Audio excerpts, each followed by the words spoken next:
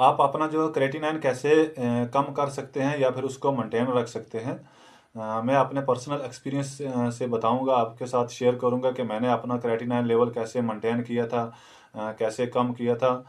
दोस्तों, मैं भी एक क्रोनिक किडनी डिजीज़ का पेशेंट था। मैं ये सब कुछ फेस कर चुका हूँ, इसीलिए मैं आपके साथ अपना जो है एक्सपीरियंस शेयर करना चाहता हूँ, ताकि किसी मेरे दोस्त को उससे फ़ायदा हो सके। दोस्तों, क्रेटिनाइन लेवल को मेंटेन करना बहुत ज़रूरी है, ख़ास करके क्रोनिक किडनी डिजीज़ के पेशेंट के लिए। क्योंकि जो भी क्रोनिक किडनी डिजीज़ के पेशेंट होते हैं, अगर वो अपने क्रेटिनाइन लेवल को मेंटेन करके नहीं चलेंगे, वो तेज़ी से बढ़ता रहेगा, तो उनको ट्रांसप्लांट के लिए समय नहीं रहेगा उनके पास। क्योंकि क्रेटिनाइन लेवल जो हाई होना एक बहुत ही खतरे की बात है। और इससे बहुत सारे कॉम्प्लिकेशन होते हैं। इसीलिए जो क्रोनिक किडनी डिजीज़ के पेशेंट हैं, उनके लिए तो बहुत ज़रूरी है कि वो अपना क्रेटिनाइन लेवल जो है मेंटेन करके चलें। और दोस्तों, उससे पहले तमाम नए आने वाले दोस्तों से गुजारिश है कि मेरे चैनल को सब्सक्राइब करें और मुझे सपोर्ट करें। मैं आगे भी अपना जो है एक्सपीरियंस इसी तरह अपने चैनल के माध्यम से आप लोगों से शेयर करता रहूँगा, ताकि किसी को फ़ायदा मिल सके उसमें से। दोस्तों, मैंने अपना क्रेटिनाइन जो है वो कैसे कम किया, मेंटेन किया। दोस्तों, सबसे पहले जो है मैंने अपनी डाइट पे ध्यान दिया। जो मेरे डॉक्टर थे, मुझे बहुत अच्छे डॉक्टर मिले, और उन्होंने सबसे पहले जो है मेरी डाइट पे ध्यान दिया। और आप दोस्तों हमेशा जो है लो प्रोटीन डाइट ही लें। लो प्रोटीन हाई प्रोटीन डाइट आपने नहीं लेनी है। बहुत सारे लोग ये गलती कर देते हैं, क्योंकि वो किडनी की बीमारी की वजह से वो बहुत वीक हो जाते हैं। तो वो क्या करते हैं कि हाई प्रोटीन डाइट लेना शुरू कर देते हैं। दोस्तों, ऐसा कभी भी नहीं करना है। मैं भी ऐसा कुछ देर के लिए, कुछ दिनों के लिए मैं भी जो है ऐसा करना शुरू हो गया था, लेकिन बाद में मुझे एक अच्छे डॉक्टर मिले, तो उन्होंने जो है मुझे जो है लो प्रोटीन डाइट पे लगाया। और लो प्रोटीन डाइट ली। और बहुत सारे मिनरल्स होते हैं, कार्बोहाइड्रेट और बहुत सारे होते हैं। आपने जो है डाइट को मैनेज करके चलना है। सब कुछ जो है बहुत ज़्यादा नहीं लेना है। दोस्तों, मैं भी जो है लो प्रोटीन डाइट मैंने जब से लेनी शुरू की, तो मुझे कुछ जो है क्रेटिनाइन मेरा नीचे आना शुरू हो गया। क्योंकि जो पहले मैं डायलिसिस पे भी था, तो मेरा क्रेटिनाइन लेवल जो है 20 से कम आ ही नहीं रहा था। तो सब डॉक्टर भी परेशान हो गए कि हम डायलिसिस भी आपका कर रहे हैं, लेकिन आपका क्रेटिनाइन नीचे क्यों नहीं आ रहा है।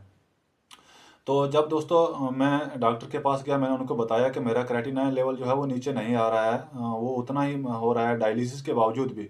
तो उन्होंने बोला, आप कुछ तो गड़बड़ कर रहे हैं। लेकिन मैं गड़बड़ क्या कर रहा था कि मैं अपनी डाइट जो है अच्छी नहीं ले रहा था। तो उसके बाद उन्होंने एक डाइट चार्ट बना के दिया।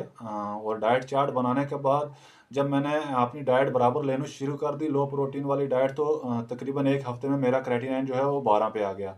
और उसके बाद दोस्तों, दूसरा काम हमने क्या करना है कि सबसे पहले हमने ये जानने की कोशिश करनी है कि हमें किडनी की बीमारी क्यों है। दोस्तों, आजकल जो मुख्य दो ही कारण हैं, खासकर किडनी की बीमारी में, जो खास करके इंडिया में तो बहुत आम हो चुका है। दोस्तों, सबसे पहला कारण है डायबिटिक शुगर, और उसके बाद दूसरा कारण है ब्लड प्रेशर। दोस्तों, सबसे पहले हमको ये जानना है कि हमारी किडनी ख़राब क्यों हो रही है या बीमार क्यों है। तो अगर वो आपकी किडनी शुगर की वजह से ख़राब हो रही है, तो सबसे पहले आपको शुगर का इलाज करना चाहिए, ना कि कोई और इलाज करना चाहिए। आप अपनी शुगर को मेंटेन करके चलें, उसको ज़्यादा बढ़ने ना दें, अच्छी मेडिसिन लें। और उसके बाद आता है ब्लड प्रेशर। दोस्तों, ब्लड प्रेशर भी एक जो है दूसरे नंबर का कारण है आजकल।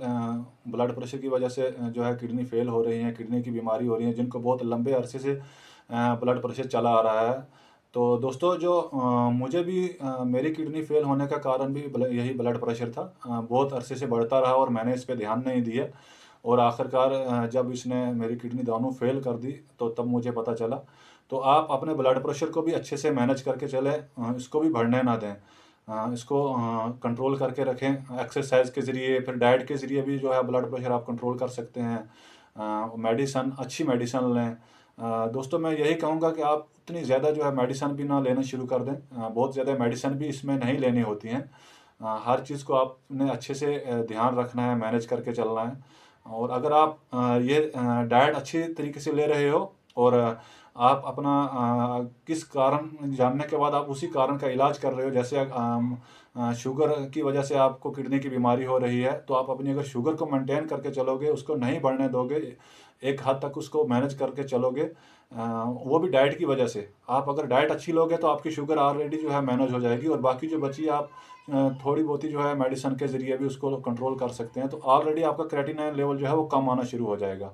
और उसके बाद ब्लड प्रेशर को भी आप अगर अच्छे से मैनेज करोगे, ज़्यादा बढ़ने नहीं दोगे, तो आपका ऑलरेडी क्रेटिनाइन लेवल जो है वो मेंटेन हो जाएगा, ज़्यादा बढ़ना जो है नहीं बढ़ेगा। तो दोस्तों, मैंने भी जो है डाइट के ज़रिए और ये कारण जानने के बाद कि मेरी किडनी क्यों बीमार है, क्यों ख़राब हो रही है, ये 2 कारण जानने के बाद मैंने उन पे ध्यान दिया, अपनी डाइट पे ध्यान दिया, और उसके बाद ब्लड प्रेशर कंट्रोल में मैंने रखा, और उसके बाद जो है मेरा क्रेटिनाइन आस्ता-आस्ता जो है नीचे आना शुरू हो गया, और वो तकरीबन 5 पे आके रुक गया। और उसके बाद जो है मुझे टाइम मिल गया ट्रांसप्लांट के लिए, ट्रांसप्लांट की तरफ जाने के लिए, और थोड़ा समय मिल जाता है अगर आप ये सब मैनेज करके चलोगे। अगर नहीं मैनेज करके चलोगे, और ये आपके लिए बहुत सारे कॉम्प्लिकेशन जो है आगे जाकर आएँगे, और आपको ट्रांसप्लांट भी जल्दी करवाना पड़ेगा। और उसके बाद और जितने भी, अगर किसी को भी किडनी के रिलेटेड कोई भी बीमारी है, तो वो ये डाइट फॉलो कर सकता है।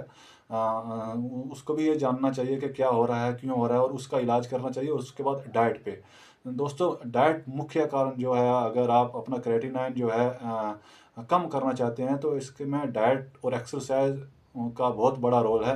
ये आप रेगुलरली करें, और अच्छे डॉक्टर के पास जाएँ, और अपनी किडनी की बीमारी को आप मैनेज करें, और डाइट को अच्छे से मैनेज करें। आपका भी क्रेटिनाइन जो है वो मेंटेन हो जाएगा, और आप एक अपना टाइम ले सकेंगे। और थैंक यू।